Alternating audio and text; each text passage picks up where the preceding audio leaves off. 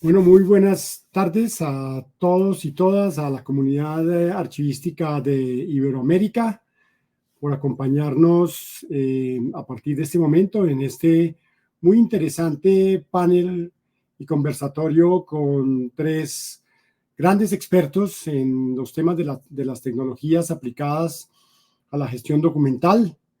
En el día de hoy, pues tengo el honor de moderar esta mesa con tres figuras de Iberoamérica. Nos acompañan en el día de hoy Gerardo Bustos de España, Raquel Umaña de Costa Rica y por supuesto Ivina Flores de Brasil. Tenemos una representación de Suramérica, Centroamérica, Iberoamérica, exactamente, con la presencia de Gerardo. Estoy muy contento.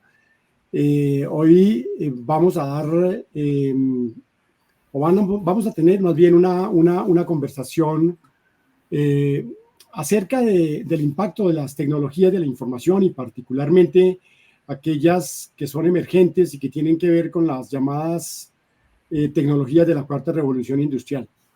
Nos acompañan, como les mencionaba entonces, nuestros tres panelistas. Voy a proceder a presentarlos a cada uno brevemente y posteriormente vamos a avanzar en el desarrollo de las preguntas que hemos preparado para ellos, de manera que se pueda dar un diálogo bastante fluido y que la comunidad archivística que nos acompaña hoy en día, a quien le agradecemos además estar hoy festejando la Semana Internacional de los Archivos, nos pongan en el centro de la atención. Gerardo Bustos Pretel es el subdirector general de Documentación y Publicaciones en el Ministerio de Hacienda de España, licenciado en Ciencias de la Información de la Universidad Complutense de Madrid y máster en Gestión y Análisis de Políticas Públicas de la Universidad Carlos III de España. Es autor del libro Guía para la Gestión de Documentos Electrónicos, recientemente publicado, coordinador y coautor del libro La Gestión de Documentos Electrónicos de Referencia en el Sector, y que va por su segunda edición, publicado en el año 2020, y también del libro editado para México, La Gestión del Documento de Archivo Electrónico, de la misma fecha. Es coordinador de varios grupos de trabajo relacionados con archivos y documentos electrónicos y autor de innumerables publicaciones y artículos, así como profesor universitario y conferencista.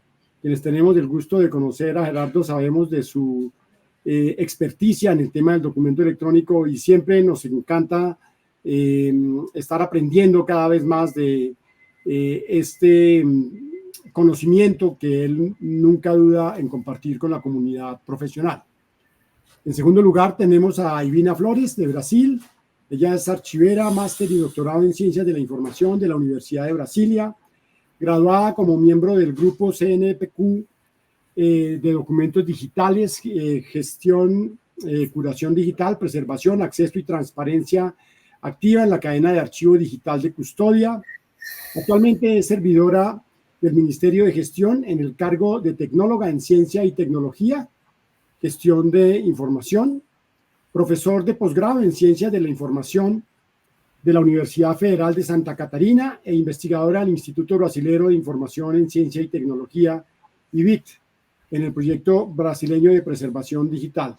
A Divina también hemos tenido la fortuna de escucharla en varios eventos internacionales organizados tanto por el Consejo Internacional de Archivos como por la Asociación Latinoamericana de Archivos. Siempre es un gusto estar de asistente en sus conferencias porque se aprende mucho de quien es una revelación y una joven profesional de estas nuevas generaciones de archivistas que deben comenzar a recibir la posta de quienes ya vamos haciéndonos a un lado. Y finalmente quiero presentarles a Raquel Umaña Alpizar, de Costa Rica. Ella es máster en Administración Universitaria y licenciada en Archivística. Es docente de la carrera de Archivística de la Universidad de Costa Rica. Se desempeñó más bien como directora del Archivo Universitario Rafael Obregón Loria entre el 2009 y el 2016. Fue miembro de la Junta de Administración del Archivo Nacional y del Comité Nacional de Memoria del Mundo de la Comisión Costarricense de Cooperación con la UNESCO. Forma parte igualmente del Grupo de Trabajo en Gestión y Preservación de Documentos Electrónicos de la Asociación Latinoamericana de Archivo y del equipo de investigación de Interpares dirigido por nuestra querida Luciana Duranti. En 2019 obtuvo el Premio Nacional José Luis Coto Conde al mejor trabajo de investigación en el campo archivístico. Ha escrito varios artículos, ha coordinado y participado en eventos académicos a nivel nacional e internacional y puedo decir que también hace parte de esta nueva generación de archivistas digitales que cada vez están más comprometidos con la transformación de la gestión documental. Como ven, es una nómina de lujo, como diríamos en el argot futbolero, y estoy completamente seguro que vamos a sacar un enorme provecho de sus presentaciones y de sus exposiciones el día de hoy. Bueno, entonces vamos a empezar a desarrollar este conversatorio con nuestra primera pregunta, que tendría que ver precisamente con en dónde estamos, ¿no es cierto? Y no podemos menos que mencionar que es evidente que en los últimos años el desarrollo de las tecnologías de la información ha cambiado de manera estructural y profunda a la sociedad en su conjunto. Entonces me gustaría preguntarles a cada uno de ustedes cómo describirían este cambio más bien en el campo de la archivística, es decir, cómo esas transformaciones tecnológicas de la sociedad han cambiado según su propia experiencia y según el contexto de sus propios países y las investigaciones que han llevado a cabo el campo de la archivística. Les recuerdo que cada uno tiene máximo 3 minutos para respondernos. Les cedo la palabra a Gerardo, luego continuamos con Ivina y finalmente con Raquel. Muy bien, muchas gracias. Bueno, en primer lugar, aunque pierdo unos segundos, quería agradecer enormemente a la organización, la posibilidad de participar en esta mesa, sin duda, pues con un gran panel, ¿no? Y es un gran honor y estoy muy agradecido de poder llegar a todas las dimensiones a las que llegamos. A ver, vivimos en un mundo, como decía Carlos, en un mundo de transición, ¿no? Pero todavía estamos en plena transición, es decir, venimos de lo físico, representado en el papel, en el papiro, en el pergamino. Hay una primera fase digamos, de transición donde gestionamos electrónicamente lo analógico, es la gestión electrónica de documentos, pero todavía estamos en lo analógico.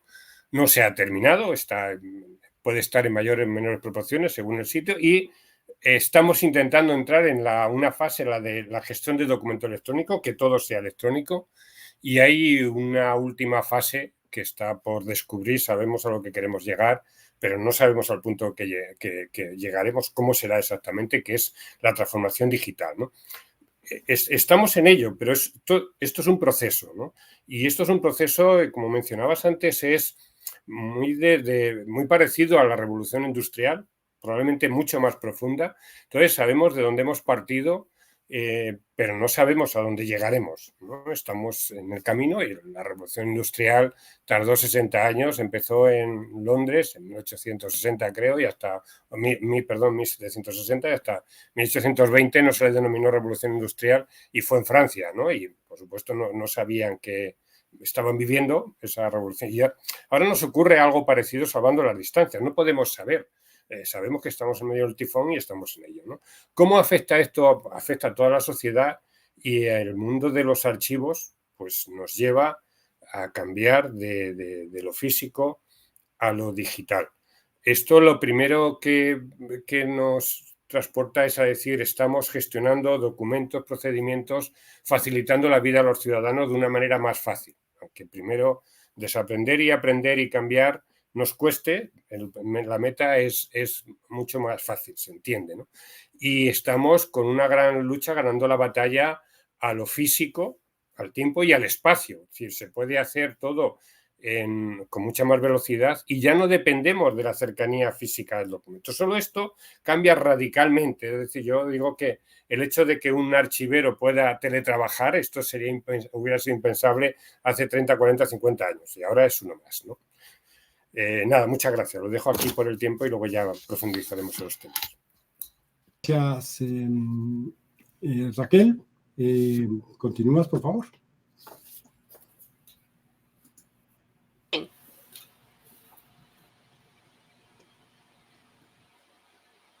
Sí, bueno, un agradecimiento a Emma, a Marco, a Carlos por la invitación. Un saludo a todos los colegas y amigos que nos están acompañando en esta actividad. También un honor de participar con Ivina y Gerardo. Hay varios impactos y cambios de paradigma en el campo de la archivística, conceptos como el documento electrónico, lo que es la firma digital, el expediente electrónico, el índice electrónico, el archivo digital, son parte integral de la archivística en la era digital. En el pasado, el archivista se centraba en la custodia. Sin embargo, con los cambios de la tecnología y las necesidades actuales, el papel del archivista ha evolucionado para normalizar la gestión de los documentos desde su génesis hasta su disposición final, y también el análisis de datos, pero desde fuentes confiables, que son los documentos. Es importante enfatizar que las tecnologías de la información son solo eso, un instrumento que agiliza. Si una institución, una organización adquiere tecnología ultra avanzada, pero no cuenta con instrumentos archivísticos y no aplican normas y mejores prácticas, de nada les va a servir. Lo único que hacen es automatizar el desorden. Aunque la tecnología puede facilitar muchas tareas archivísticas, no reemplaza la necesidad de una gestión documental sólida aplicando todos los principios archivísticos. Pero para eso los archivistas tienen que desempeñar un papel crucial en la implementación de políticas para la producción, gestión y preservación. Y esto es lo que ha pasado, por ejemplo, en el desarrollo de sistemas mal llamados de gestión de documentos, y en realidad son sistemas colaborativos que no aplican procesos archivísticos, el uso de repositorios digitales que no aplican estrategias de preservación sistémica, proyectos costosos de digitalización que solo han desperdiciado tiempo y dinero, y lo peor de todo es que no hay conciencia. Por eso es muy importante el liderazgo en los archivistas para implementar esta tecnología, estas herramientas útiles en las organizaciones. Hay instituciones que tienen hasta más de 100 sistemas informáticos, pero igual tienen los mismos problemas de mala organización y acceso a la información, porque lo que tienen son islas de información. En este sentido, es súper importante conocer el verdadero potencial que tiene el objeto de estudio de la archivística, que es el documento, y no caer en esa trampa fácil de pensar que el dato sustituye al documento, o que una base de datos es siquiera un documento. Un documento tiene características diplomáticas, tiene autenticidad e integridad, y por eso es importante aplicar estas herramientas, pero de forma segura, con fuentes confiables.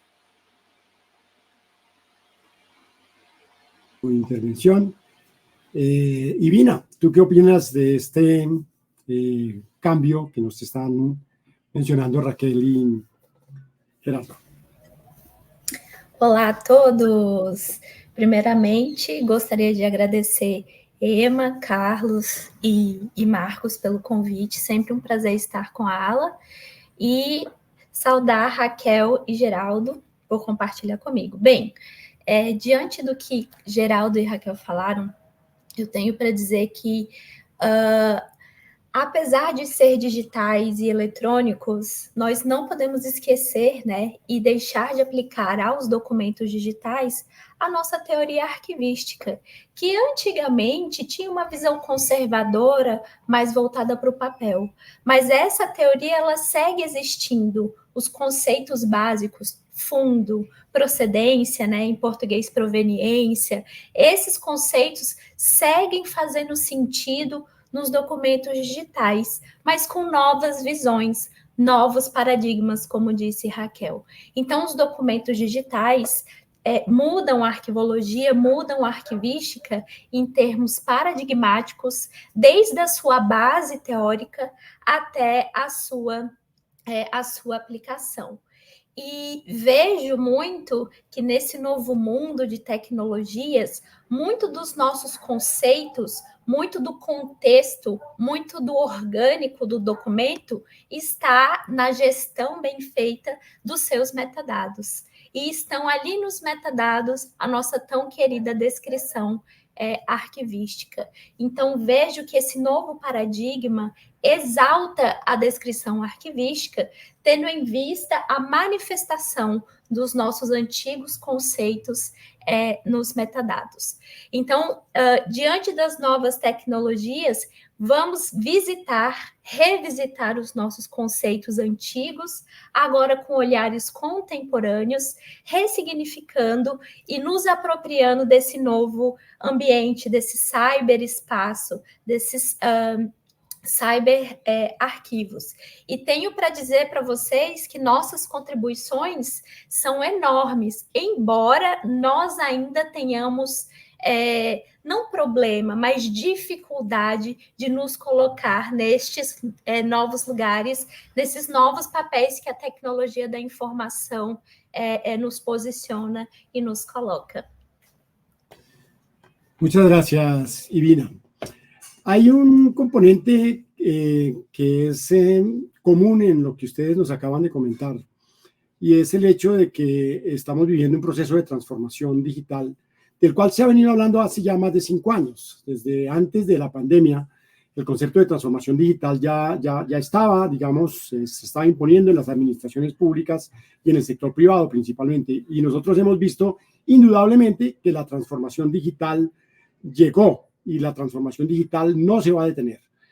En ese nuevo y emergente contexto, hay un tema que ha comenzado a atraer la atención de la comunidad archivística. Y de hecho, esta semana, en varios de los eventos organizados a nivel mundial, tanto por ICA como por ALA, el tema de la inteligencia artificial ha tenido efectivamente un protagonismo.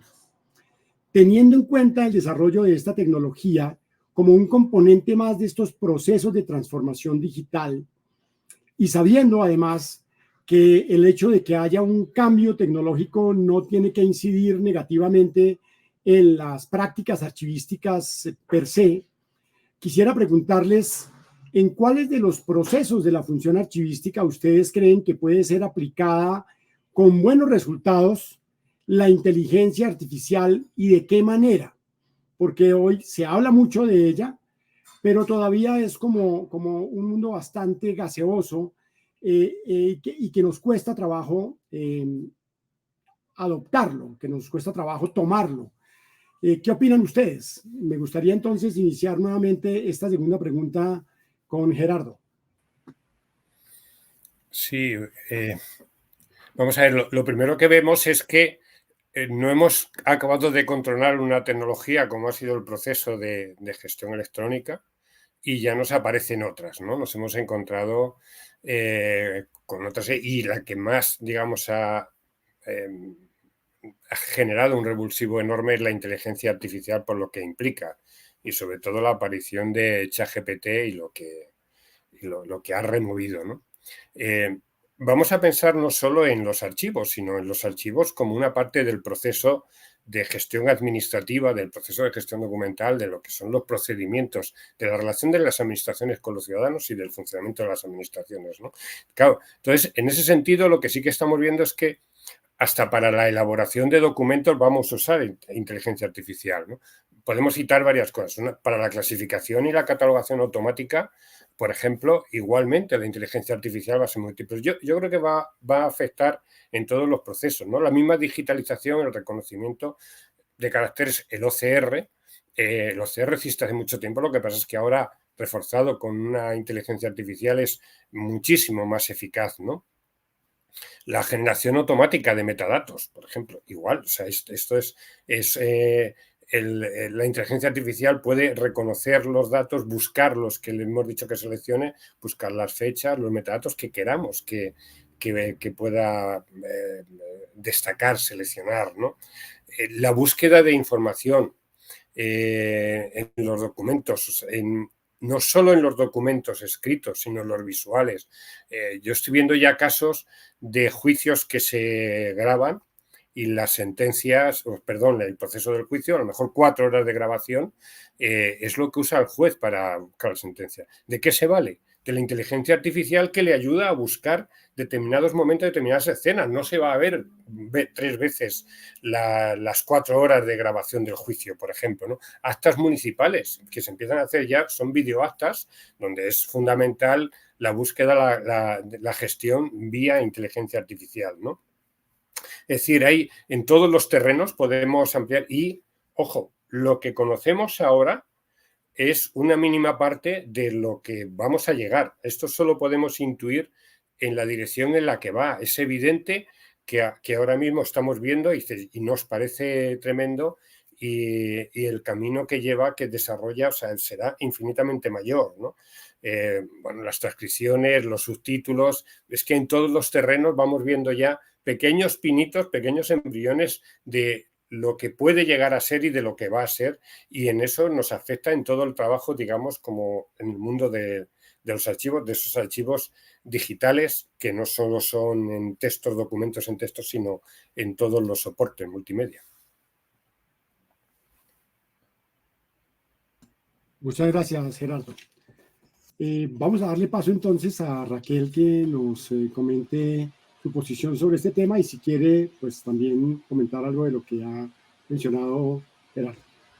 Claro, en realidad la inteligencia, como dice Gerardo, puede mejorar la eficacia en la gestión de los archivos, automatizar estas tareas repetitivas, en las búsquedas de manera más rápida, precisa, puede extraer patrones y tendencias, ese grande conjunto de volúmenes que puede ayudar a comprender mejor toda la información que tienen las organizaciones, incluso en temas de preservación digital para detectar riesgos tempranos como lo que es la degradación de formatos, que le ayuda al CIRO con esta información, el reconocimiento de caracteres identitarios de documentos para identificar los que son tipos documentales, para lo que es también identificar series documentales, la elaboración de tablas de plazos de retención, con toda esa información de legislación de un país, pueda darle ese contexto institucional. En la clasificación es como un área gris, tiene utilidad para fondos acumulados y no se debería utilizar, digamos, para clasificar documentos que se están produciendo en este momento, porque en realidad los que se están produciendo en ese momento ya se sabe cuál es el contexto que le da origen y se puede utilizar de manera automática aplicando sistemas de producción que tengan estas funcionalidades. Entonces la respuesta no es utilizar inteligencia artificial, sino automatizar el sistema de producción de documentos. Si lo que tengo realmente son documentos desorganizados, la inteligencia artificial podría intentar agrupar con cierta lógica, pero podría todavía fallar. Eso hay que hacer como muchas pruebas. En realidad, digamos, considero que el problema de los fondos acumulados es que no se han aplicado el proceso de identificación, valoración y selección y una gran parte están para eliminar. Entonces, esto en realidad es un proceso que se tiene que manejar diferente. Se puede emplear, digamos, como un asistente en los procesos de valoración y selección, pero no para eliminar, porque eso son funciones, como digo, de un sistema de gestión de documentos que tiene que tener esas funciones. En realidad, las verdaderas fortalezas y aporte de las inteligencias artificiales es la capacidad de tener ese acceso a la información confiable, rápida, resumida e íntegra, y de esos datos específicos dentro de toda esa información a partir del empleo de la inteligencia artificial, pero sobre sistemas de archivo digital. La capacidad de proyectar, predecir ¿verdad? Son estos factores. También hay que tomar en cuenta aspectos a considerar, como lo que es el proceso de carga, la calidad de la información, para que la inteligencia artificial dependa de esas incrustaciones con información confiable y evitar sesgos. Muchas gracias. Irina, ¿cómo están ustedes en esta materia en Brasil y qué nos puedes aportar desde este contexto en el que estamos hablando de la inteligencia artificial? Sim, aqui no Brasil temos marco regulatório para o uso da inteligência, Política Nacional de Inteligência, mas que não menciona questões éticas ainda. Ainda estamos trabalhando na ética. Mas assim como o Geraldo falou, a inteligência veio com muita força em um momento em que a gente nem tinha terminado de dominar as questões dos documentos eletrônicos e digitais. E como Raquel mencionou anteriormente, instituições ainda em processo de fazer suas políticas, seus esquemas de classificação, seus planos de classificação. Então, eu vejo, quando se chega para trabalhar com os documentos digitais, problemas muito básicos, como problemas de documentos sem classificação, documentos ainda em fase inicial de tratamento. Então, temos utilizado a inteligência artificial, começando a utilizar a inteligência artificial aqui no Brasil, em 2 grandes momentos. Um deles para classificação de documentos. Então, temos computadores, servidores com terabytes de documentos digitais, todos eles sem classificar. Então, a inteligência já consegue fazer essa classificação em massa, né, em lotes, em grandes grupos. Ainda é um processo experimental, as inteligências precisam de muito treinamento ainda para compreender os detalhes, para compreender os temas, as funções que os documentos representam. O outro grande bloco, assim, em que as inteligências vêm sendo utilizadas bastante por aqui no Brasil, é para fins de descrição arquivística. E aí, para descrição, elas têm já trabalhado de maneira mais consistente. Nós já conseguimos descrever documentos usando tecnologias, códigos em Python, associado a GPT, e esse conjunto de tecnologias consegue extrair dos documentos descrição arquivística com um nível de precisão considerável, com um nível de precisão já satisfatório. Um outro momento assim que se usa bastante, que Raquel falou muito bem, é para a elaboração de documentos. As entidades públicas aqui no Brasil utilizam inteligências artificiais diversas para a produção de documentos. E é feita uma combinação de inteligência artificial e base de dados das instituições, de maneira que essa combinação consegue produzir documentos em linguagens padronizadas, documentos que representem muito bem aquelas instituições. Então, eu posso, sim, dizer que no Brasil começamos a fazer, né, esse uso das inteligências artificiais para os arquivos. Ainda caminhamos em passos experimentais, mas vejo que é um movimento que não podemos ignorar. É um movimento que ele vem com bastante força, ele vem para mudar de novo um paradigma que recentemente nós revisamos com os documentos digitais, mas que não é de todo mal. Nós temos muito a aprender, nós temos muito a utilizar dessa questão da inteligência artificial. Vejo aqui no Brasil alguns colegas arquivistas, em português, arquiveiro em espanhol, que têm utilizado GPT ou outras tecnologias de copilot para elaboração de esquemas de classificação, planos de classificação. Então, eles utilizam a inteligência para fazer grandes resumos de documentos da instituição, para daí fazer os esquemas de classificação. Então, estamos assim nesse processo de compreensão e nesse processo de absorver essas tecnologias, sobretudo na classificação, na descrição e na elaboração, na produção dos documentos de arquivo.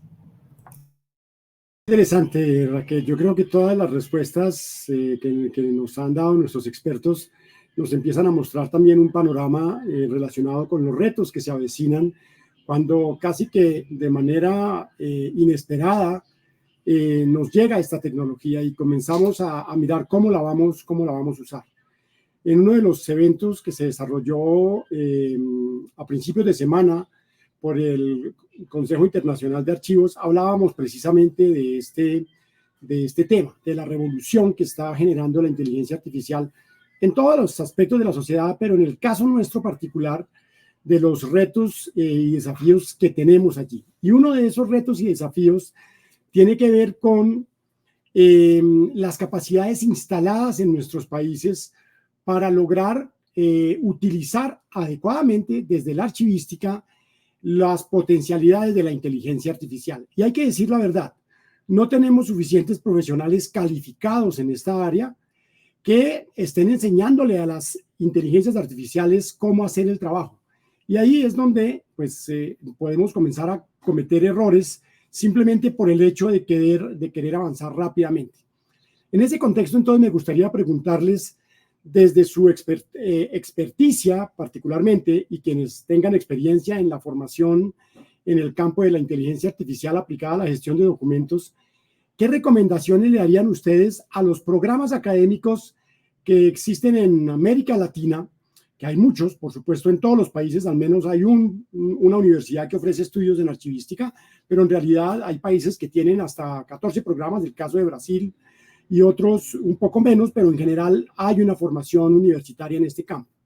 ¿Qué le recomendarían ustedes a esos directores de estos programas en cuanto al cambio curricular para incorporar estas asignaturas de manera que empecemos a proveer el talento humano que se necesita para aprovecharlas correctamente?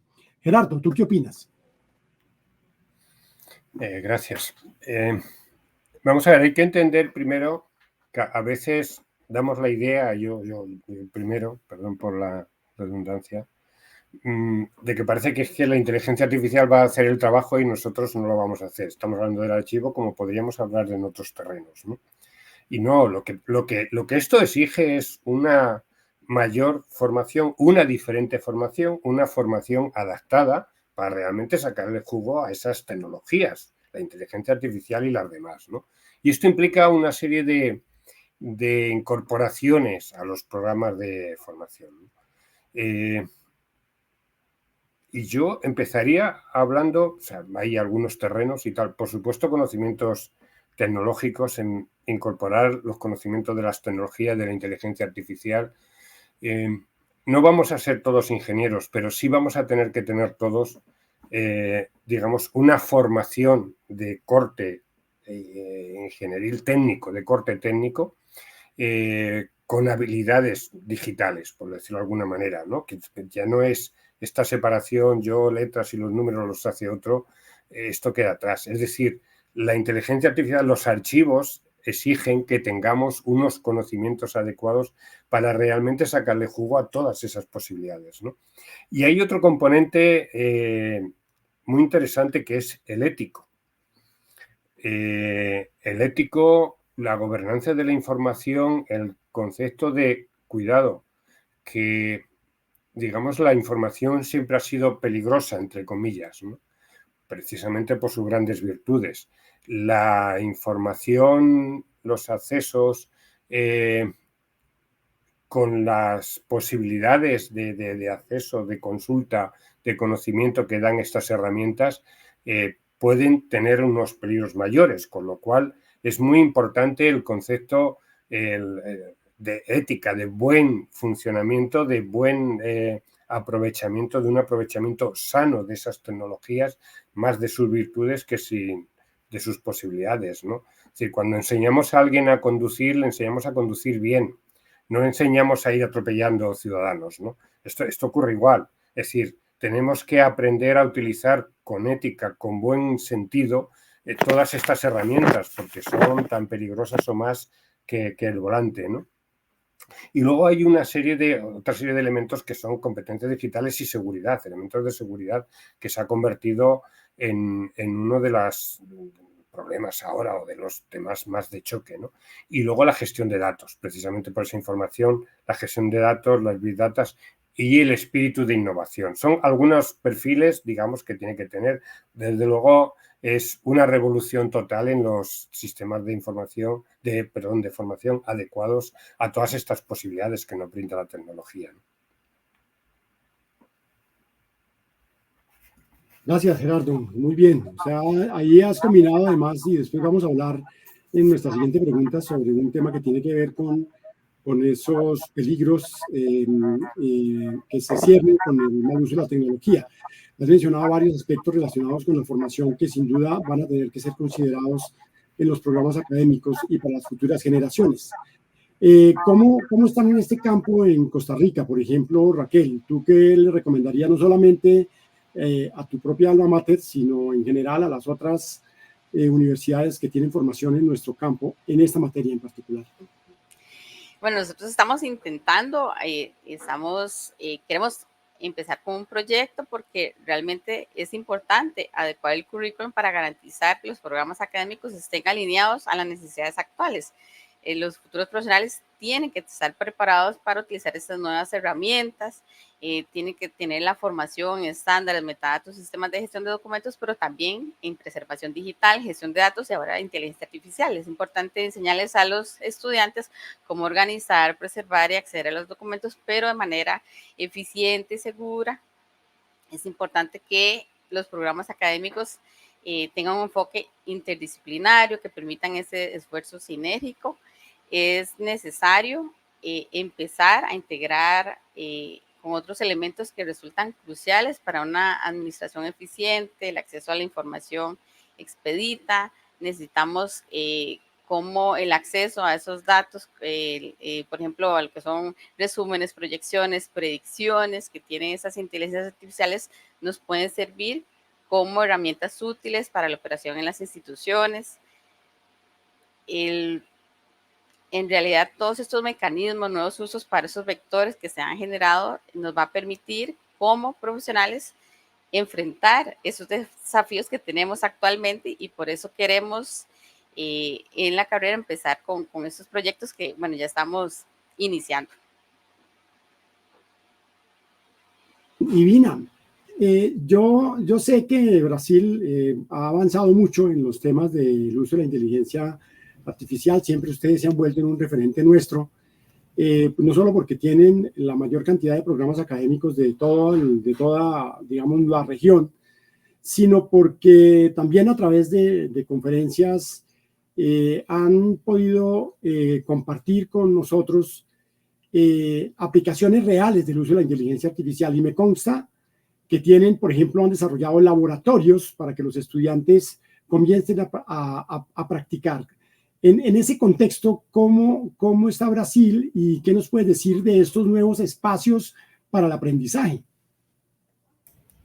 Bem, tenho uma surpresa para vocês. Temos laboratórios, mas não são para arquivos. São para computação, não são para arquivos. Então, o que acontece? No Brasil, nós temos 16 graduações em arquivologia, em arquivística. E logo teremos mais uma, Daniel Flores está formando mais uma, então logo teremos 17.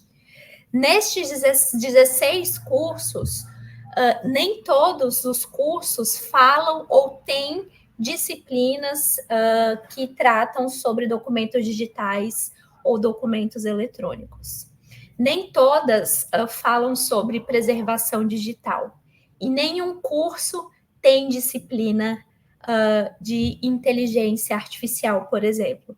Então, ainda estamos neste processo de consolidação nas instituições de ensino de disciplinas, de matérias que tratam sobre tecnologias. Temos muitos laboratórios em inteligência artificial, sim, mas estes laboratórios não são e não estão dedicados à arquivística, à arquivologia. E este é um dos problemas que temos no Brasil. Os profissionais de tecnologia da informação têm tomado os espaços dos arquivistas, arquiveiros aqui no Brasil. E eu acredito que esse movimento também acontece em outros países latino-americanos. Por falta de uma formação mais avançada em tecnologia da informação por parte da arquivística, a tecnologia da informação acaba tomando os nossos espaços, acaba tomando esse papel que seria nosso. Diante disso, vejo que há uma necessidade urgente, temos que fazer logo, rápido, de uma revisão curricular desses cursos de arquivística em âmbito latino-americano, de maneira que esses novos paradigmas que falamos desde o início, documentos eletrônicos, documentos digitais, novas tecnologias, preservação digital, isso esteja presente nas salas de aula, esteja presente nos cursos, esteja presente nas instituições de ensino para arquivística, para arquivologia.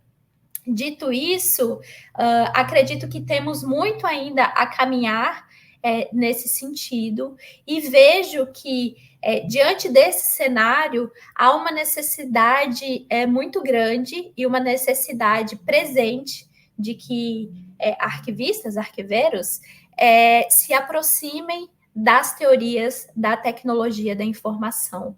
Para nós, hoje, é essencial que tenhamos formação e conhecimento em banco de dados, que tenhamos formação e conhecimento em desenvolvimento de softwares, em desenvolvimento de arquitetura para hardwares, porque isso faz parte hoje da composição dos documentos digitais. O documento não se compõe unicamente do que a gente vê na tela de um PDF. Atrás desse PDF tem software, tem hardware, tem banco de dados, tem um sistema, tem um desenvolvimento de sistema e tem requisitos a serem cumpridos para o desenvolvimento desses sistemas. Então, estamos diante, sim, de um ambiente muito mais complexo, que nos demanda novos olhares, que nos demanda novos paradigmas, que nos demanda revisitar paradigmas antigos e ressignificar esses paradigmas, e eu acredito que universidades, faculdades, instituições de ensino têm um papel social importante e essencial nesse processo de nos aproximar, de fazer com que novos profissionais consigam se aproximar desses novos paradigmas, desses novos suportes, dessas novas formas de trabalho. E sim, colegas, precisamos entender, estudar e nos aproximar das questões de tecnologia da informação. Esse é o novo arquivo, esse é o novo acervo, esse é o novo mundo para a arquivística. Gracias, Silvina. En el desarrollo del panel, tanto en las preguntas anteriores como en el conversatorio que también se ha surgido entre ustedes, han identificado algunos riesgos, pero también unas oportunidades. Se ha hablado, por ejemplo, de la necesidad de trabajar en la ética. Se ha hablado, por ejemplo, de enseñarle adecuadamente a esas inteligencias para que hagan prácticas adecuadas, para que sea aplicada, digamos, usando nuestros conocimientos y los principios archivísticos. Se ha hablado de algo que lo mencionaba Divina, que tiene que ver con el desplazamiento de los profesionales que no tienen competencias digitales por parte de otras profesiones que sí las tienen y que están de alguna manera apoderándose de este campo de trabajo. ¿Qué ven ustedes, además de estos problemas que ya he mencionado, y el hecho de que no tenemos suficientes capacidades todavía instaladas en cuanto a la cantidad de profesionales y su cualificación? ¿A qué retos adicionales nos estamos enfrentando con el uso de esta tecnología y de cualquier otra que pueda surgir en el inmediato futuro? Pero también, ¿qué oportunidades ven ustedes en el horizonte? O sea, no miremos solamente lo negativo, pero me gustaría saber en dónde deberíamos poner atención la comunidad archivística y los formuladores de política, pero también en dónde hay unas oportunidades que podamos desarrollar y potenciar. Gerardo, ¿qué nos puedes decir al respecto? Sí, vamos a ver, yo creo que todavía es demasiado pronto para conocer realmente los riesgos, ¿no? Salvo los que tenemos nosotros en la cabeza, ¿no? Empezando por la resistencia al cambio, los miedos a pérdida de empleo, es decir, estamos hablando de los problemas del sesgo, la deshumanización, el sesgo de los algoritmos, los problemas éticos, los problemas de invasión de la privacidad, todo eso.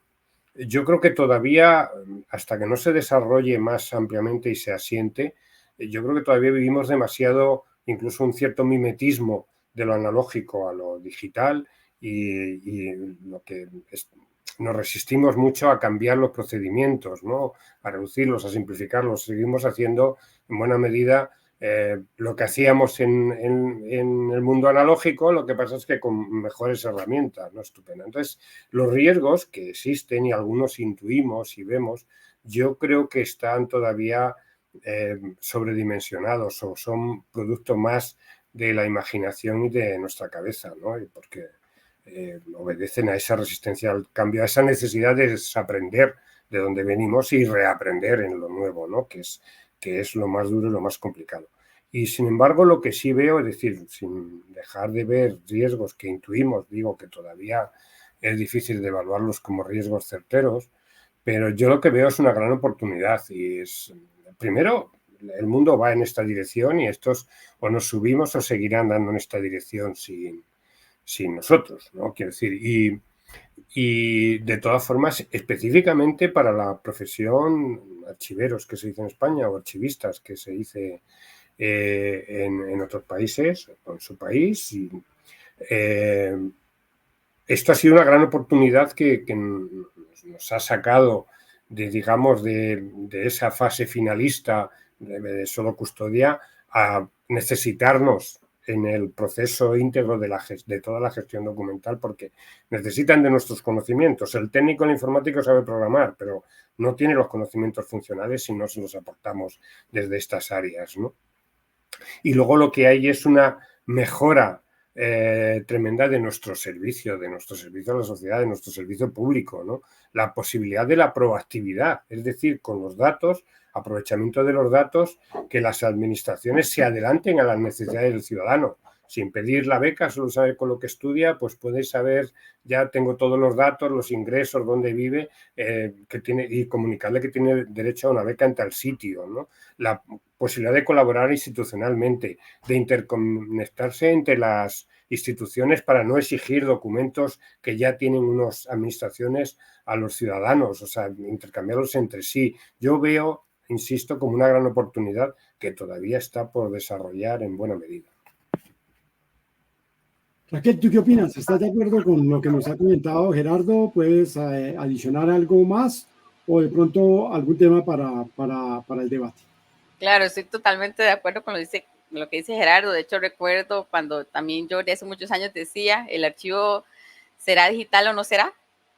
En realidad, el verdadero riesgo que tenemos para los archivistas está en evitar esa transformación digital.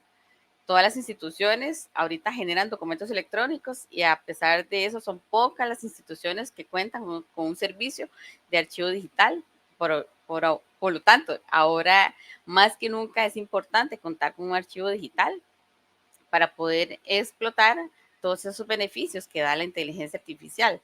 Hay que entender que cuando hablamos de inteligencia artificial es solo eso, un algoritmo capaz de entender el mundo y el lenguaje. Eso es lo que tiene. No tiene preferencia, no tiene gustos, es absolutamente neutro a todo lo que está leyendo, no tiene sesgos de ningún tipo. Sí, la alimentamos con datos reales, datos correctos. Ni intenta hacer el mal o el bien a ninguna persona, a alguna agrupación. Por eso es muy importante que la inteligencia artificial funcione de manera correcta, que no tenga esos problemas de alucinaciones, imprecisiones, de alimentarla con fuentes confiables, debe contar con información fidedigna, tiene que tener información veraz, tenemos que carecer de estos sesgos, y eso solo se logra a través de documentos de confianza, a través de estos repositorios confiables. Eso es muy importante. Otro aspecto importante, el subproducto o de haber alimentar una inteligencia artificial con información de la institución, es que tiene acceso a toda la información restringida y de datos sensibles. Entonces, la filtración de datos personales es un riesgo si no se maneja adecuadamente. La inteligencia artificial podría cometer dar información restringida y por lo tanto eso es un riesgo. ¿Cómo vamos a evitar esto? Aplicando el control de acceso. Necesitamos participar activamente en la creación y parametrización de la inteligencia artificial de la institución. Entonces, la institución tiene que tener su propia inteligencia artificial para que tenga sus recomendaciones, sus proyecciones que sean de utilidad, y para eso necesitamos aplicarle control de acceso para que realmente la inteligencia artificial brinde esos resúmenes de documentos, de expedientes, la extracción de datos, de análisis, toda esa información. Imaginen todo lo que podemos hacer con temas de salud para análisis de expedientes médicos, pero cuando se hace esa consulta a la inteligencia artificial y ella responde, esa información se elimina para que nunca quede o no forme parte del corpus. Eso es importante. Y también, digamos, podría ser la integración de inteligencias artificiales de repositorios de confianza por ejemplo, digamos, en una base de datos de las instituciones para que sean proyecciones a nivel, digamos, de país, pero sin violentar los derechos de los ciudadanos y los datos sensibles, sino que lo que hacemos es que esa integración de los repositorios realmente sean aplicando la anonimización de datos para evitar identificar a personas en ese sentido y no tener sesgos, evitar sesgos también. Gracias, Raquel. Irina, y desde tu punto de vista, ¿cómo crees que estamos? ¿Más riesgos que oportunidades o más oportunidades que riesgos? Ai, meio a meio, Zapata.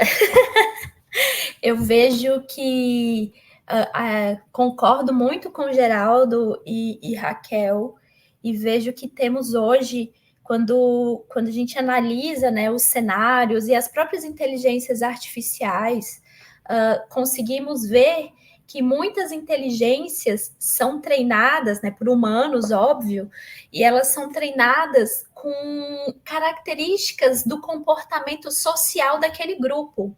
Isso quer dizer que muitas inteligências artificiais, elas reproduzem preconceitos.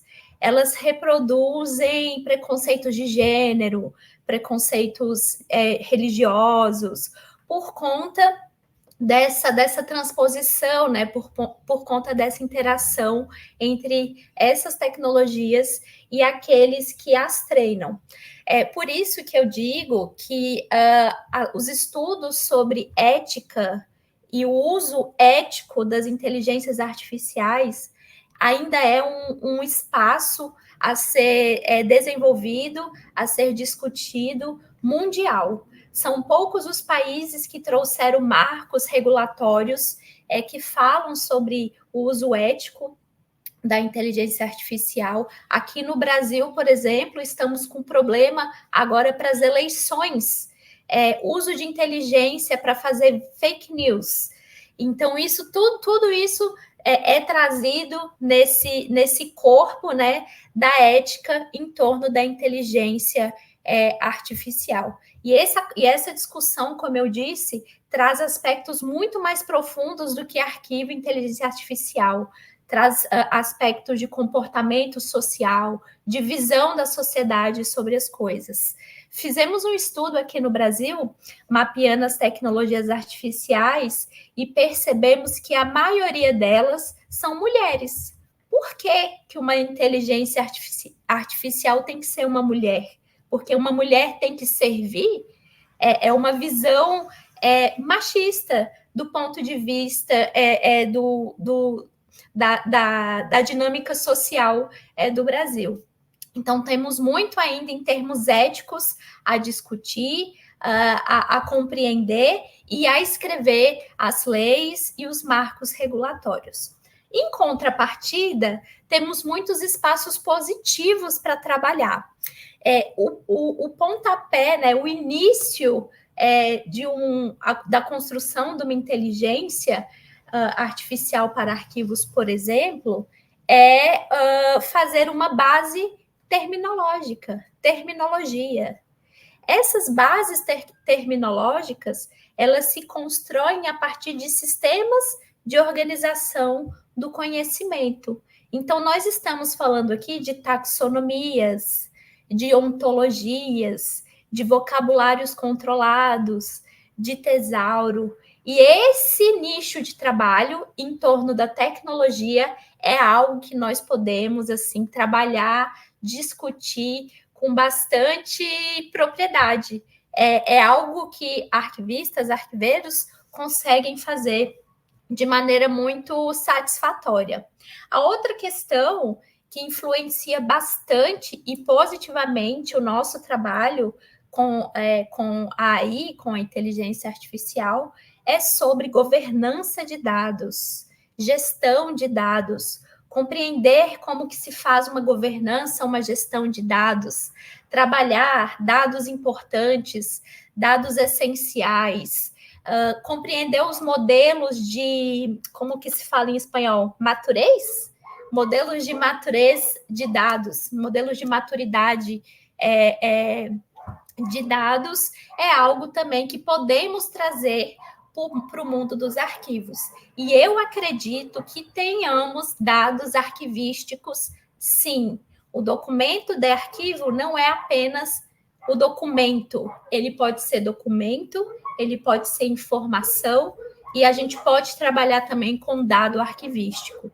Nessa perspectiva, trabalhamos com governança e com gestão de dados, trabalhamos com bases terminológicas, com taxonomias, com ontologias, e tudo isso são oportunidades que podemos aproveitar. Inclusive, eu tenho percebido e acreditado cada vez mais que os nossos instrumentos são esquemas de classificação, quadros de descrição, esquemas de metadados, um novo instrumento, esquemas de dados, um novo instrumento, taxonomias e ontologias. Esse escopo de trabalho está na gestão de documentos contemporânea, está nesse novo paradigma da gestão de documento e da arquivística. Ampliamos os nossos instrumentos. Isso quer dizer que ampliamos também a nossa possibilidade profesional. Gracias, Silvina. Bueno, han compartido nuestros panelistas varias ideas centrales que creo que van a ser muy útiles para esta última pregunta del panel. Antes de darle la oportunidad a los asistentes al webinar de hacer preguntas, ya hemos visto varias en el chat y incluso algunos comentarios muy interesantes que los voy a compartir con los panelistas. Pero, ¿cómo acercar eso que sí sabemos hacer con eso nuevo que todavía no sabemos hacer? Es decir, o que no sabemos usar, como en este caso particular de las inteligencias artificiales. Entonces, nuestra última pregunta tiene que ver con la práctica. Si yo quiero aprender a nadar, tengo que perderle miedo al agua. Entonces, ¿qué recomendarían ustedes desde su conocimiento, pero también desde su intuición profesional o desde la práctica? Si ya entiendo que algunos de ustedes han comenzado a aplicar estas tecnologías, a quienes estén iniciándose en abordar el tema de las inteligencias artificiales en la gestión documental. ¿Por dónde empezar? ¿Qué proyecto puede ser más fácil de desarrollar? Seguramente las respuestas van a ser muy variadas, pero les voy a pedir que seamos muy concretos, diciéndole a nuestra audiencia, recomendándoles, si quieren abordar la inteligencia artificial, empiecen por aquí, desarrollen proyectos de este tipo, etcétera. Bueno, lo dejo pues para que ustedes puedan compartir con nuestra audiencia sus recomendaciones. Gerardo. Sí, bueno, yo comentaba antes que lo veía como una gran oportunidad, y para que sea así tenemos que querer. Quiero decir que toda la tecnología nos ofrece una gran oportunidad si damos ese paso de asumir. Yo me encuentro con algunos casos de archivistas a los que les hemos ofrecido un puesto, pero han dicho, pero no quiero dar el paso de la tecnología, ¿no? Si entendemos los que ya lo están dando, entonces el primer paso yo creo que empieza con uno mismo, y es la formación continua, ¿no? Es decir, permanente. Porque si queremos en nuestra organización, digamos, brindar una oportunidad, lo primero que tenemos que aportar es conocimientos, es decir, controlamos estos temas, tengo una base de conocimientos archivísticos, de gestión documental, y la complemento con mis conocimientos en habilidades digitales, en inteligencia artificial, ¿no? Luego, ya a partir de ahí, es que por dónde empezar depende de la organización, ¿no? O sea, yo he conocido algunos casos donde ha sido una experiencia maravillosa el poder ayudarse. Hay algunos programas de inteligencia artificial para reconocer, leer textos antiguos, ¿no? O sea, otra herramienta que es muy habitual y que ayuda y tal es la que permite la búsqueda, ¿no? O sea, la búsqueda de textos, de imágenes, ¿no? Y luego, si se han empezado a usar videoactas, es fabuloso la posibilidad de generar, que es relativamente fácil, son programas muy fáciles, subtítulos, y la selección y búsqueda de imágenes, de escenas concretas.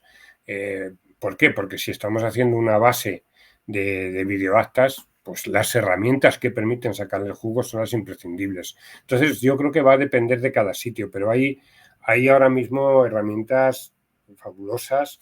Incluso cuando se está buscando información, los chatbots son geniales porque nos están dando, el ChatGPT, de entornos concretos, aunque hay que tener cuidado con meter el ChatGPT en una base de información donde no queremos que se conozca, ¿no? O tenemos que tener prevención en aspectos como los datos personales. Es decir, no todo es accesible, sino que algunos elementos estén en su metadatos de seguridad, y no siempre es fácil controlarlos con ChatGPT. Pero sí los bots de respuesta, ¿no? Sí, es que depende en cada organización, pero sí que hay herramientas fáciles de inteligencia artificial, relativamente fáciles, que permiten introducir y que están en manos o pueden estar en manos gestionadas, controladas o impulsadas por los archivistas de cada organización, ¿no? ¿Alguna experiencia desde Costa Rica que quieras compartir con la comunidad archivística de Iberoamérica presente hoy? Antes de pensar en aplicar inteligencia artificial, tenemos que tener los instrumentos archivísticos. Como dice Gerardo, también tenemos que investigar, tenemos que tener una mejora continua, trabajar en grupos interdisciplinarios, con pares. Tenemos que tener muy claro cuál es el plan, esa meta establecida, cuáles van a ser estos beneficios para las organizaciones, porque implementar la inteligencia artificial resulta altamente temas disruptivos. Tenemos que tener un repositorio digital de confianza, o sea, para mí es básico. Tenemos que alimentar la inteligencia artificial con información confiable, con bases de datos de vectores, información correcta. Hacemos que el croma realmente se destruya. Hay que eliminar la inteligencia artificial. Por eso es importante tener una buena fuente de datos confiables. Tenemos que pensar en las soluciones, implementar soluciones costo efectivas, también ver cómo está la institución, ese nivel de madurez que decía ahí. hay muchas alternativas que se pueden implementar. Ahorita hay inteligencias artificiales que están ya con más entrenadas que nos pueden ayudar a ir implementando la inteligencia que sirva para las organizaciones, esa inteligencia específica para la institución, pero hay factores que considerar, como indicaba, lo que es el proceso de carga, la calidad de la información, si la institución no cuenta con un repositorio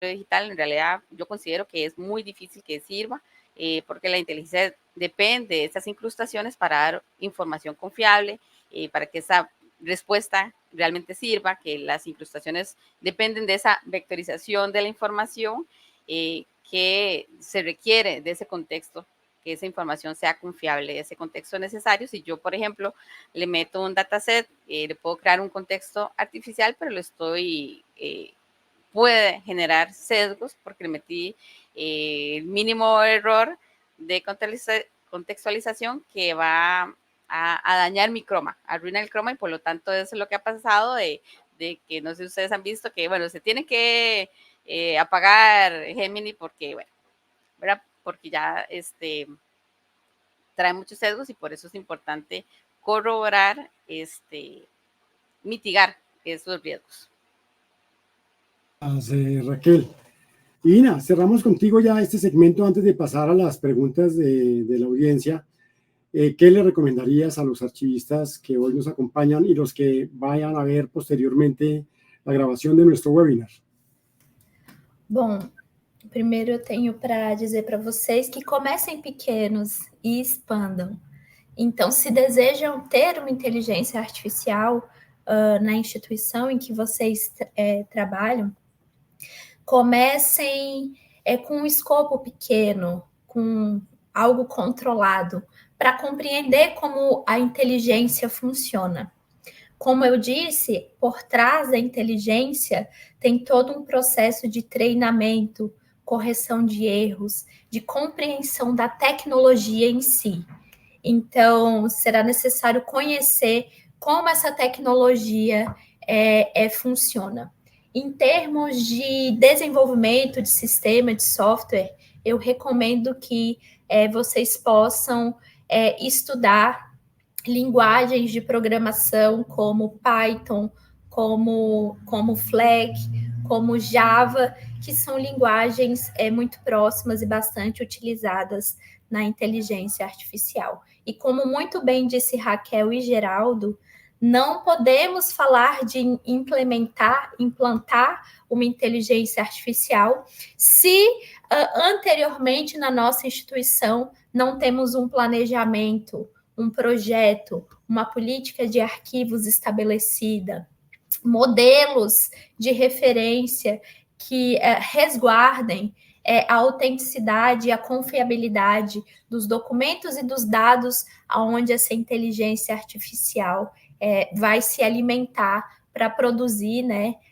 novas informações e novos documentos. Uma outra questão também muito importante diz respeito à infraestrutura. O planejamento para a inteligência artificial, ele passa por política, ele passa por conhecimento e formação, e ele passa por recurso. Quais recursos disponíveis, infraestrutura, dinheiro, orçamento há disponível na instituição de vocês? Tudo isso vocês vão conseguir, mapear por meio de um planejamento. Trabalhem também com gestão de risco. Toda vez que temos novas tecnologias, inteligências artificiais chegando, é importante que se tenha mapeado os riscos inerentes ao uso daquela tecnologia na instituição em que vocês atuam, em que vocês trabalham. De maneira geral, a inteligência artificial ela vem para nos auxiliar, mas sem planejamento, sem políticas e sem uma compreensão dos nossos objetivos, do uso do objetivo que queremos usando essa inteligência artificial, tem um efeito contrário, não vai ser bom. Então, se eu pudesse resumir, eu diria que seria planejamento. Planejar esse processo de implementação dessas inteligências artificiais, do menor para o maior. Comecem pequeno e depois cresçam. A nuestros panelistas les pido que podamos abrir las cámaras todos. Hemos llegado al final de nuestro panel y tenemos algunos comentarios y también un par de preguntas o algunas preguntas que nos han puesto en el chat. Y en este caso, pues voy a resumir el comentario porque no es fácil leerlo todo. Y si alguno de ustedes quiere hacer un comentario a su vez de réplica a quien lo formuló, pues puede abrir el micrófono y hacerlo. Ruth Sánchez, creo que es desde Colombia, por el contexto que nos está poniendo, habla de los peligros que también se ciernen con el mal uso de las tecnologías de la información, en particular en nuestros países en donde la corrupción se ha apoderado del sector público principalmente, pero también el sector privado. Entonces, a veces utilizar tecnologías que no dominamos muy bien o irnos tras de la tecnología en países como los nuestros, que están muy expuestos a la corrupción, pues genera problemas. Esto va mucho con el tema de la ética que mencionaba Gerardo. No sé si alguien quiere comentarle a Ruth su percepción sobre este comentario. Cualquiera. Sí, bueno, tal vez entender cómo es que funciona la inteligencia artificial. Hay diferentes modelos entrenados. Ya, por ejemplo, ahorita, a diferencia de hace unos años, tenemos un modelo que, digamos, es como si una persona de colegio tenga toda esa información de cultura, que esos son los modelos que tenemos actualmente y que tenemos que entrenarlos. Pero, por ejemplo, el muy conocido, el ChatGPT, que tiene esa cultura en general, que es la que nos ayuda a entender ese lenguaje natural. Pero no podemos utilizar una inteligencia artificial generativa para temas de instituciones. No podemos utilizar, y de hecho ha pasado, no sé si ustedes han visto, de abogados que utilizan el ChatGPT y pierden el juicio porque la inteligencia artificial generativa es eso, inventa a partir de la información que tiene. Entonces nosotros no podemos partir de ese modelo, tenemos que tener un paso adicional. Tenemos lo que es el Zero Chop, el Mini Chop y el Son Chop, que son esas etapas de entrenamiento a estos modelos y que nosotros tenemos que empezar por lo menos en el Zero Chop, que es que la inteligencia artificial analiza toda la información y brinda resultados a partir de fuentes confiables. Tenemos que incluso, ojalá, utilizar el Mini Chop aplicando que hay un API para que se conecte con el repositorio digital confiable. Entonces, incluso ni siquiera empezar a utilizar la inteligencia artificial a todo el mundo, sino empezar, como decía Divina, en pequeñito para tomar decisiones, que las autoridades puedan tener la información de manera objetiva, exacta, que incluso esos resúmenes, esas predicciones que hacen puedan dar, digamos, las evidencias de esos documentos de donde sale esa información, que es información real y confiable. Y ya ir avanzando poco a poco, incluso lo que decía Gerardo, de ya tener, digamos, chatbots y todo eso, digamos que eso ya para maximizar el uso de la inteligencia artificial, pero aplicando controles archivísticos, control de acceso, es muy importante porque si no se vuelve muy riesgoso. Gracias, Raquel. Tenemos una pregunta en relación con una confusión terminológica que hay entre inteligencia artificial y machine learning. ¿Qué le pueden decir a quien ha planteado esta pregunta? ¿Estamos hablando de lo mismo o son dos cosas diferentes? Oi, estamos falando de questões diferentes, tá, gente? Veja bem, a inteligência artificial, ela usa uma base de dados e informação e ela faz combinações desses dados e informações e gera novos, como o ChatGPT. Faz pergunta e ele vai e gera. Inteligência generativa. Ele vai gerando. Machine learning. Aí ele gera sobre coisas que perguntam, qualquer coisa que pergunta. Então, se coloca lá no ChatGPT, quem é Carlos Zapata? Ele vai escrever quem é Carlos Zapata. Às vezes criar, às vezes o ChatGPT, né, a inteligência artificial, ela tem algumas alucinações, ela cria com erros, não é 100% confiável, sobretudo essas disponíveis na internet. O machine learning, não. Ele cria a partir de objetos específicos com algoritmos formatados e organizados para a criação de algo específico.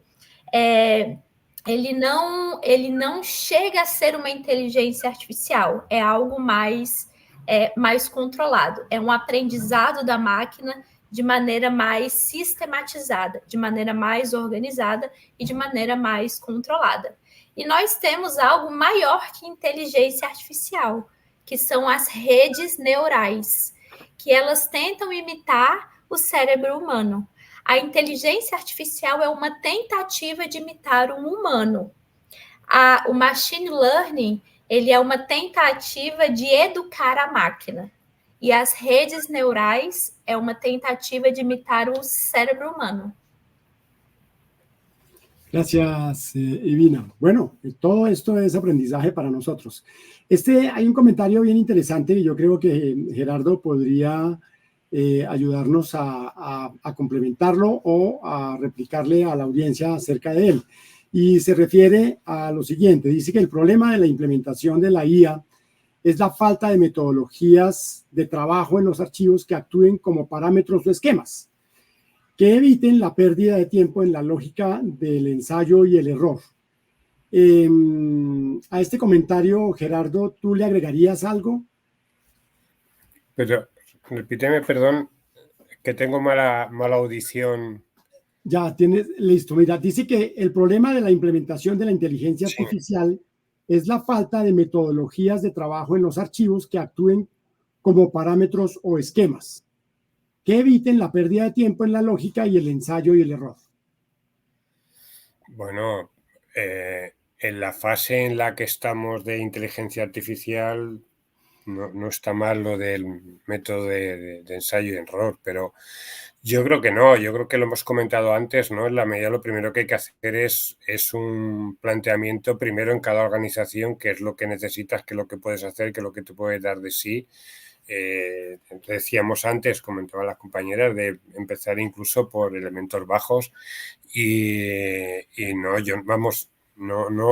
no sé si entiendo bien la pregunta, pero yo creo que cualquier nueva tecnología que hay, probablemente si nos apresuramos a su uso puede haber una pérdida de tiempo o un mal uso porque todavía no está, digamos, desarrollado suficiente, ¿no? Pero si hay un plan claro y tenemos unos objetivos claros, un planteamiento claro, me parece que es un elemento que puede ser de muchísima ayuda en los archivos, en la gestión documental y en el servicio, sobre todo, que prestan primero, cómo los organizas y luego en el servicio que prestas hacia el exterior, ¿no? O sea, no hay...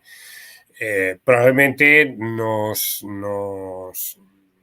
equivocaremos muchas veces, pero es que la innovación exige eso, ¿no? Primero, no tener miedo al fracaso, ¿no? Ahí que yo conozca 2 museos del fracaso es un tema que me apasiona. Uno está en Michigan y otro es en Suecia. El de Michigan es el más antiguo, de los años 60 del siglo pasado, ¿no? Son museos que recopilan fracasos y además un poco con la idea de decir es que cómo vas a aprender si no fracasas primero, ¿no? Y hay escuelas donde dicen, bueno, lo bueno de ello es que el fracaso sea rápido y barato, pero hay que pasar por el fracaso, ¿no? Y entonces yo creo que seguramente nos vamos a equivocar, ¿no? O sea, y bendito sea la equivocación. Es más, es mejor equivocarse porque has hecho que porque no has hecho y estás esperando a que alguien saque el máximo jugo a la inteligencia artificial y luego ya dice, ya lo aplicaré yo, ¿no? Cuando te jubiles, supongo, ¿no? Entonces, no sé si he entendido bien lo que decía, pero vamos, a mí me lleva a pensar en eso, en Es decir, primero hazte un plan, ten claro en tu organización qué es lo que se puede hacer, qué herramientas hay para hacer eso y qué medios tienes. Y luego, bueno, pues por supuesto probar con sentido común, pero con capacidad para asumir el fracaso si llega, ¿no? Y que es el primer paso para corregirse y hacerlo bien en el paso siguiente, ¿no? O con el siguiente paso de la tecnología, que esa es otra, ¿no? Que también según estamos aplicando una aparece otra cosa que parece que nos va a ayudar más, ¿no? Sí, exactamente. En la conferencia del martes pasado con el grupo de la FAN de ICA, hacía yo precisamente un comentario en relación con los proyectos de inteligencia artificial en América Latina. Y es que no es que no los haya, y me refiero a proyectos incipientes en materia de gestión documental. Porque uno habla con colegas y algo están haciendo, pero no tenemos una cultura de la difusión ni de la transparencia, ni siquiera en esos proyectos. Entonces yo les hacía una recomendación a quienes nos acompañaron en ese panel, y es documentar el proyecto y divulgar el proyecto, que independientemente de que haya sido exitoso o haya fracasado, y que los pusiéramos en nuestros sitios web, y que las autoridades nacionales de archivo regularan y obligaran a que quienes estén trabajando en el uso de la inteligencia artificial para la gestión documental y la gestión archivística, los publiquen en el sitio web, porque pueden estar comprometiendo el patrimonio digital de nuestras organizaciones. Pero como no sabemos quién está haciendo qué, yo creo que todos los que estamos aquí hemos tratado de hacer investigaciones sobre inteligencia artificial. Raquel está en una precisamente, y no estamos encontrando la información. La ocultamos, nos da temor de plantear lo que estamos haciendo, porque nos sentimos cuestionados o van a pensar que estamos haciendo alguna locura, y queremos mantener seguramente el nombre y la reputación como profesionales que tenemos, y no nos queremos exponer.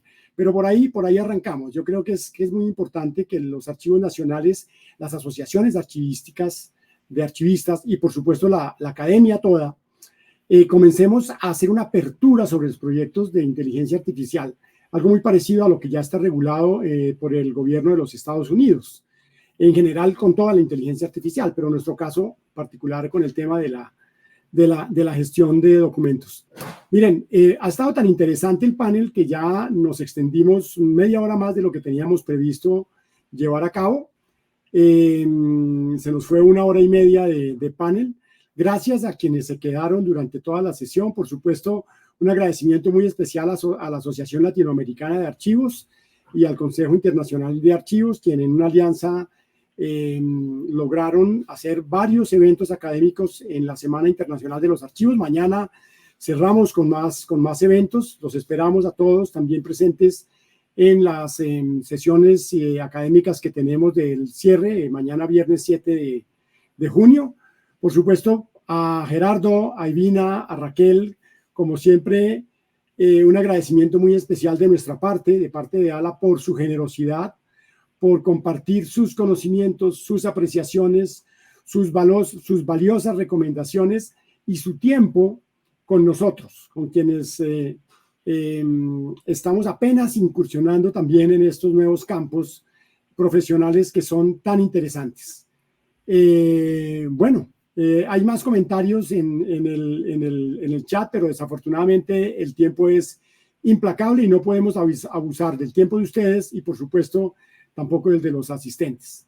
Muchas gracias. Por ahí veo también a Anita Schlecher, qué bueno que nos está acompañando, como siempre, nuestra fiel seguidora, y a todos los demás colegas de diferentes países de la región que han estado hoy con nosotros. Nos vemos mañana y sigan apoyando a la Asociación Latinoamericana de Archivos en sus proyectos. Hay varios que están publicados en el sitio web y en las redes sociales. A todos muy buena tarde, a la audiencia que nos acompañó hoy también. Gracias por su acompañamiento, porque sin su presencia, pues este panel no tendría mucho sentido. Muy buena tarde para todos y feliz resto de Semana Internacional de los Archivos. Muchas gracias. Chao.